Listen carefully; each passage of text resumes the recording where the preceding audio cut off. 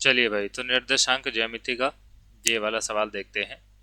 इस सवाल में क्या कह रहा है भाई? इस सवाल में कह रहा है कि भाई 6,0 व 0,8 को मिलाने वाली रेखा के मध्य बिंदु के निर्देशांक ज्ञात कीजिए।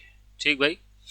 अब देखिए, अगर हमारे पास कोई भी दो बिंदु हैं, मान लीजिए कि ये P है और ये Q है, और P के जो निर्देशांक हैं वो है 6,0 और जो Q के निर्देशांक हैं वो है 0,8। ठीक भाई। और ये एक रेखा है। ठीक, ये एक रेखा है। तो अब ये रेखा है और इस रेखा का कोई मध्यबिंदु होगा। और अगर हम ये पता लगाना चाहें कि मान लो कि ये पी क्यू एक रेखा है जिसमें पी का निर्देशांक दिया है, क्यू का निर्देशांक दिया है, तो इसके मध्य बिंदु जो होगा उसके निर्देशांक क्या होंगे, हम अगर ये पता लगाना चाहें तो भाई कैसे पता लगा सकते हैं। ठीक भाई। तो ये पता लगाने के लिए क्या करते हैं, अगर हम P के निर्देशांकों को क्या कह दें, P के निर्देशांक को कह दें x1, y1, और Q के निर्देशांकों को कह दें हम x2, y2। ठीक भाई। तो जो किसी भी रेखा, जैसे इसमें रेखा के जो बिंदु है वो P और Q है, तो किसी भी रेखा के मध्य बिंदु के निर्देशांक क्या होते हैं भाई?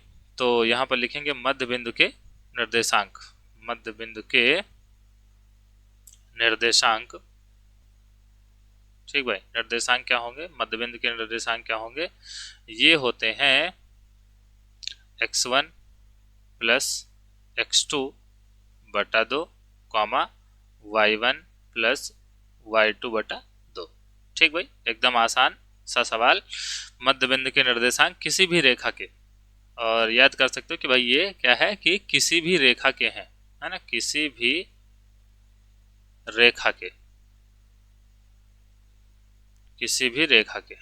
ठीक भाई, किसी भी रेखा के मध्य बिंदु के जो निर्देशांक होते हैं वो होते हैं x1 प्लस x2 बटा 2 और y1 प्लस y2 बटा 2। तो x1 क्या है भाई? x1 है 6 और x2 क्या है? x2 है 0।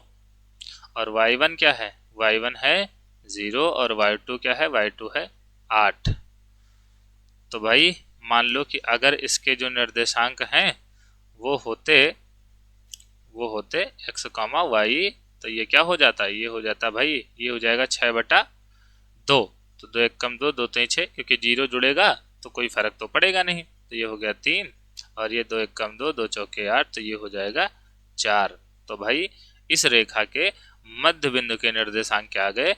मध्य बिंदु के निर्देशांक आ गए 3, 4।